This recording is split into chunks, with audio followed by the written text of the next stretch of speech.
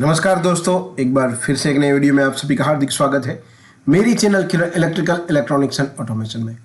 आज मैं आपको सिखाने वाला हूं मित्सुबिशी पीएलसी में GX वर्क्स 2 नाम का जो सॉफ्टवेयर है उसमें सर्वो ड्राइव जो सीरीज चल रही है उसमें DRVA और DDRVA इंस्ट्रक्शन की थियरी कैसे वर्क करती है।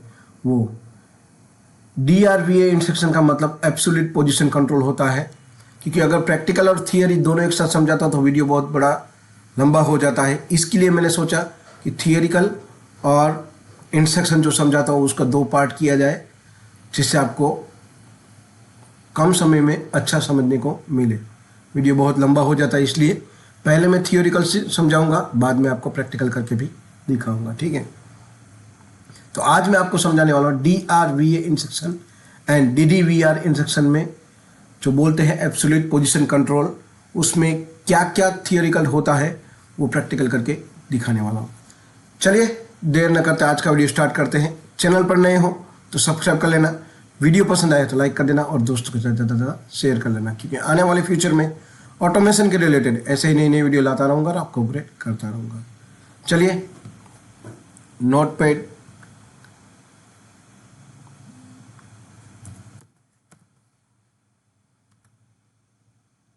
ठीक है, इसको पहले सेव कर लेते हैं। डी कैप्स लॉक में DRVA एंड DRVA, ठीक है, ठीक है, डेस्कटॉप पे ही सेव कर लेते हैं हम। अब पहला मैं समझाना चाहूँगा कि DRVA एंड DDRVA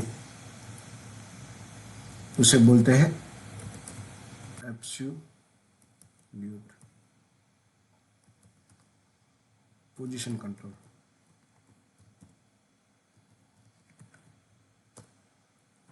ठीक है, एब्सोल्यूट पोजीशन कंट्रोल इसे बोलते हैं। क्या क्या पॉइंट आपको ध्यान में रखना है वो मैं आज आपको बताने वाला हूँ, फिर नेक्स्ट वीडियो में मैं आपको प्रैक्टिकल करके दिखाने वाला हूँ। DDRVA, देखिए DRVA 16 बिट इंस्ट्रक्शन है।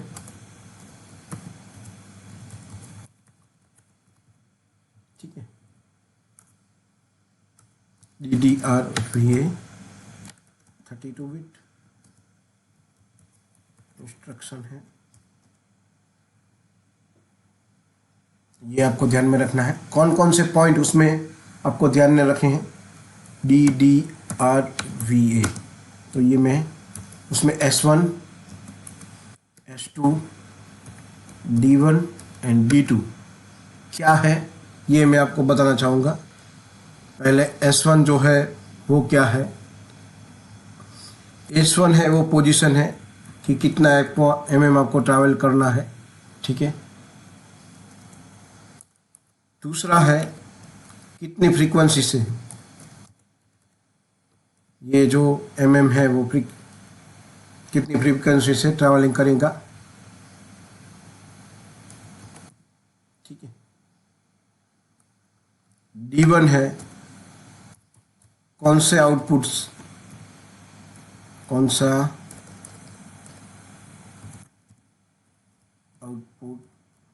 पल्स देगा। ठीक है, और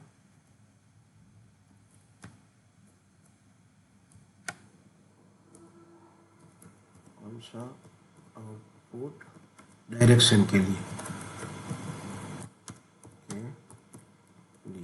ठीक है, पोजीशन कंट्रोल मीन्स कितना mm आपको ट्रैवल करना है वो आपको यहाँ पे पल्स के दौर पे यहाँ पे लिखना है। मान लो कि 1000 pulse, 2000 pulse, 3000 pulse, lakh, 2 lakh. ठीक है, कितनी फ्रीक्वेंसी आपको से वो पल्स रोटेट करना है, मीन्स कितनी स्पीड से वो पल्स आपको चाहिए, कौन सा आउटपुट पल्स के लिए चाहिए और कौन सा आउटपुट डायरेक्शन के लिए आप यूज़ करने वाले हो।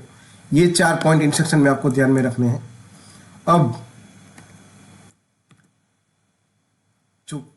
पल्स है जो पोजीशन बोलते हैं हमें, पोजीशन आप positive and negative, position and negative रख सकते हो। ठीक है, positive means plus, negative means minus. ठीक है, ये पहला पॉइंट है।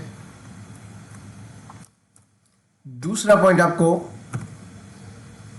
ये समझाने की कोशिश करूंगा कि फ्रीक्वेंसी जो है वो हमेशा पॉजिटिव, उसको नेगेटिव नहीं रख सकते।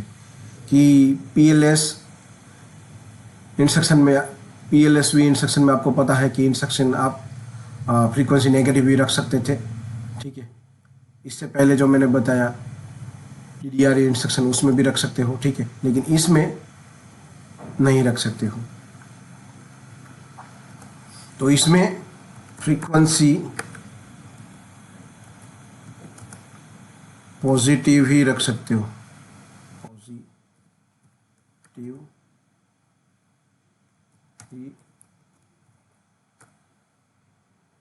रखना है आपको। इन द ब्रैकेट लिख सकते हैं, नेगेटिव नहीं रख सकते, ये नहीं रख सकते। ठीक है, तीसरा पॉइंट आपको ये याद रखना है कि जो पोजीशन है,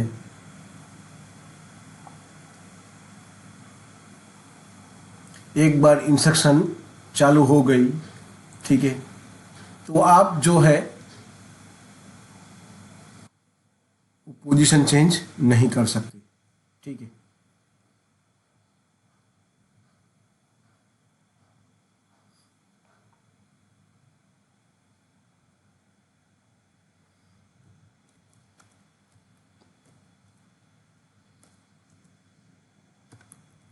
can not change during execution. कि एक बार सर्वो ड्राइव आपने स्टार्ट कर दी, फिर आपको पोजीशन चेंज करना है तो वो नहीं कर सकते हो।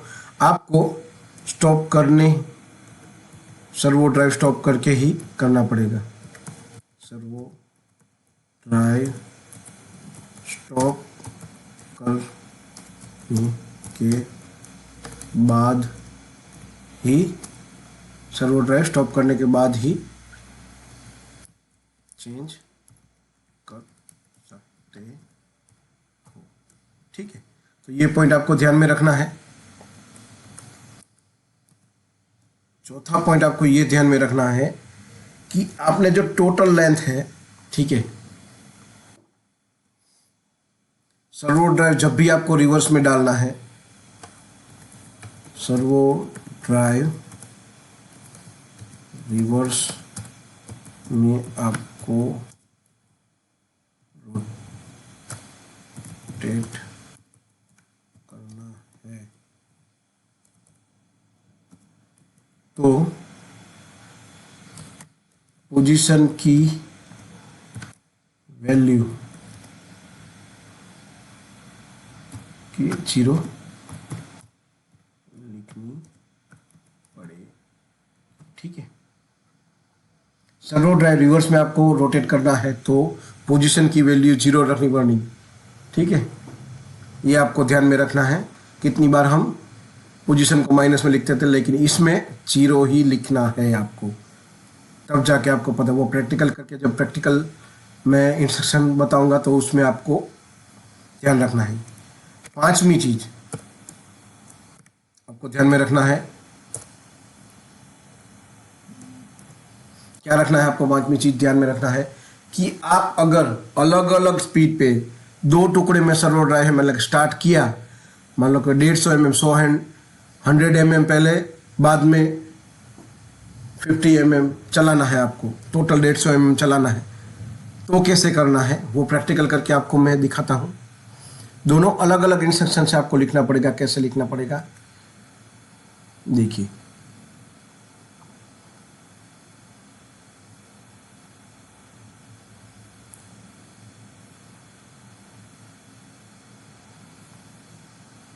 सिर्फ सॉफ्टवेयर अपडेट करके आपको समझा रहा हूँ। प्रैक्टिकल करके कल मैं आपको नेक्स्ट वीडियो में बताऊंगा। देखिए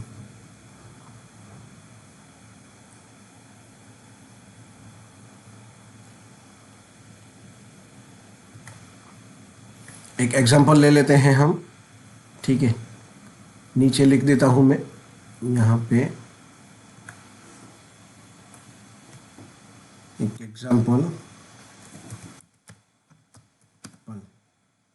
एग्जांपल के लिए हम लिख देते हैं कि 100 mm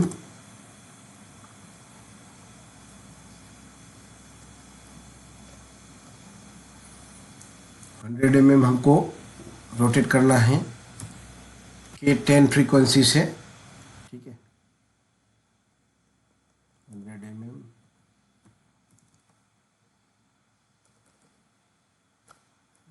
मूव करना है 10 किलोहर्ट्ज फ्रीक्वेंसी से, ठीक है।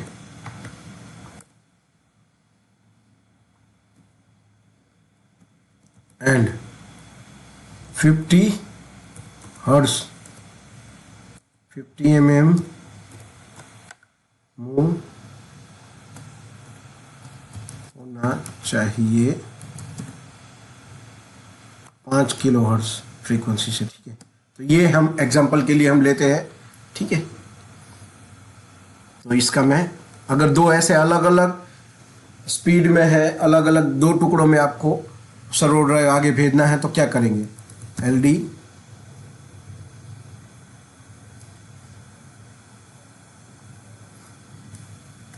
और एक और एग्जांपल 1 mm मूव करने के लिए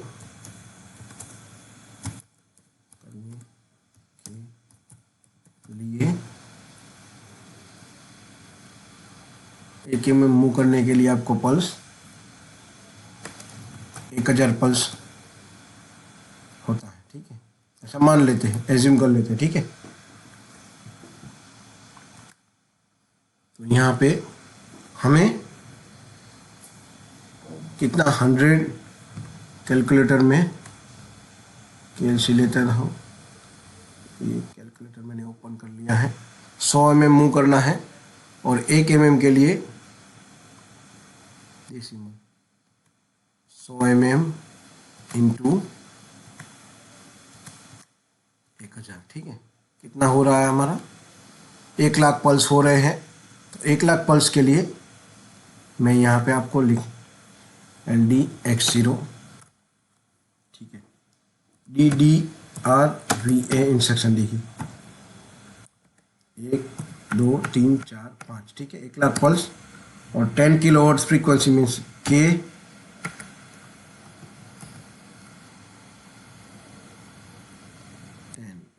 2 3, ठीक है। 10 किलोहर्ट्ज फ्रीक्वेंसी, Y0 से आउटपुट पल्स मिलेगा और Y1 आपका डायरेक्शन मिलेगा, ठीक है। तो ये ऐसे लिखा जाता है। मान लो कि ये हो गया, इसे कंप्लीशन फ्लैग भी हम रख सकते हैं LD 8029, ठीक है। तो ये जैसे ही कंप्लीट हो जाएगा, M लिखना है, M मैं भूल गया हूं। ये कंप्लीट हो जाने के बाद ये कंप्लीशन फ्लैग है। डायरेक्ट मैं थियरिकल सिर्फ लिखता हूं, लेकिन प्रैक्टिकल करके कल दिखाऊंगा। अब दूसरी बार आपको लिखना है कि मान लो कि 100 mm ये इंस्ट्रक्शन से मूव हो गया, ठीक है। और दूसरा आपको अगर लिखना है LDX1, ठीक है। तो टोटल हुआ हमारा 150 mm, ठीक है।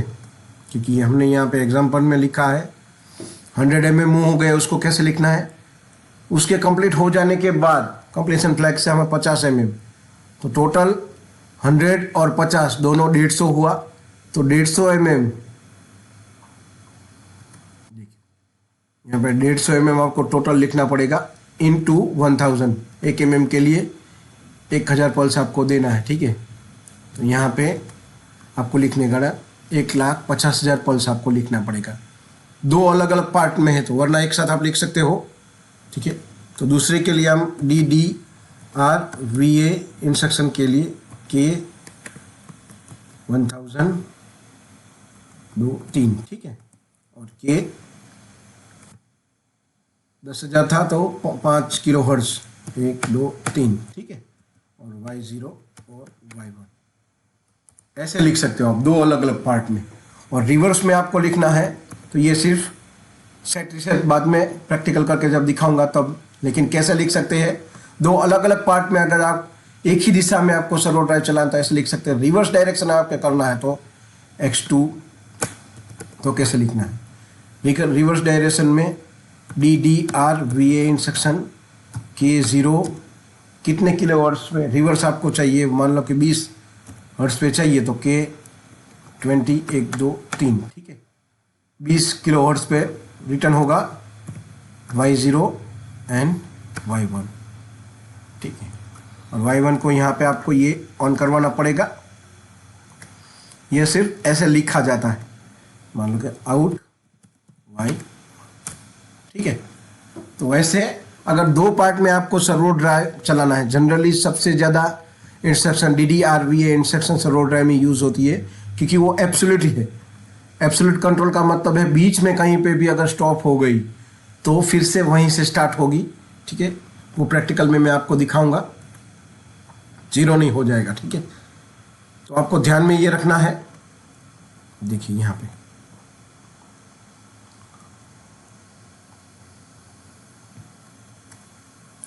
रिटर्न में 20 किलो हर्ट्ज की फ्रीक्वेंसी,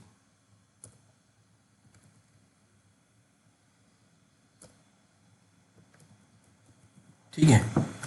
अब मैं एक और पॉइंट लेना चाहूँगा, इसका कंप्लीशन फ्लैग, ठीक है, ये आपको ध्यान में रखना है। 6 कंप्लीट फ्लैग है वो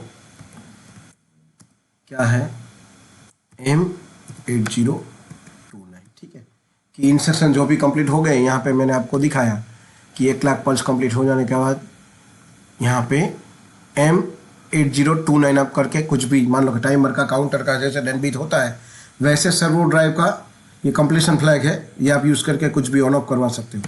7 नंबर आपको ये है देखना है, एक्यूमुलेटर वैल्यू आपको देखना चाहो तो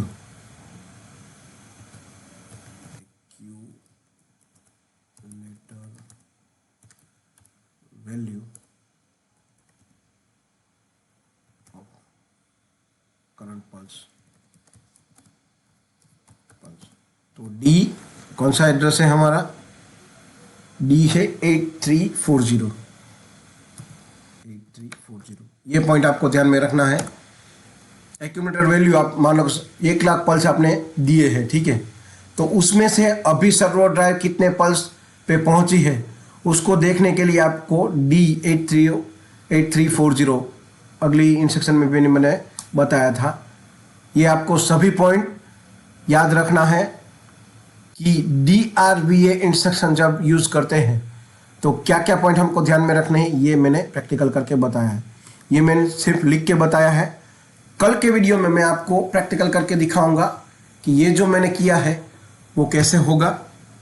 यहाँ पे सिर्फ एग्जांपल दिया है, एग्जांपल के तौर पे क्या क्या पॉइंट आपको DDRVA इंस्ट्रक्शन में जो कि सर्वो ड्राइव के लिए मोस्टली यूज़ होती है, ठीक है। यहाँ पे एब्सोल्यूट है, एब्सोल्यूट पोजीशन कंट्रोल है, तो एब्सोल्यूट पोजीशन कंट्रोल में सर्वो ड्राइव में सबसे ज़्यादा DDRVA इंस्ट्रक्शन यूज़ होती है। ये वीडियो बहुत ही इंपॉर्टेंट है और अगला जो PLC के साथ में बताऊंगा वो ध्यान से देखना। ये सिर्फ थियरिकल था, क्या क्या पॉइंट आपको ध्यान में रखने हैं वो ये आपको देखना है, समझना है, ठीक है, और प्रैक्टिकल PLC का वीडियो बिल्कुल मिस नहीं करना है, ठीक है। तो आशा रखता हूँ दोस्तों कि आज का वीडियो आपको पसंद आया होगा। पसंद आया हो तो वीडियो को एक लाइक कर देना, चैनल पर नए हो तो सब्सक्राइब कर लेना और दोस्तों के साथ ये वीडियो ज़्यादा से ज़्यादा शेयर कर लेना, क्योंकि आने वाले फ्यूचर में ऑटोमेशन के रिलेटेड ऐसे ही नई नई वीडियो लाता रहूँगा और आपको अपग्रेड करता रहूँगा, ठीक है। तो आज के लिए बस इतना ही। जय हिंद, वंदे मातरम दोस्तों।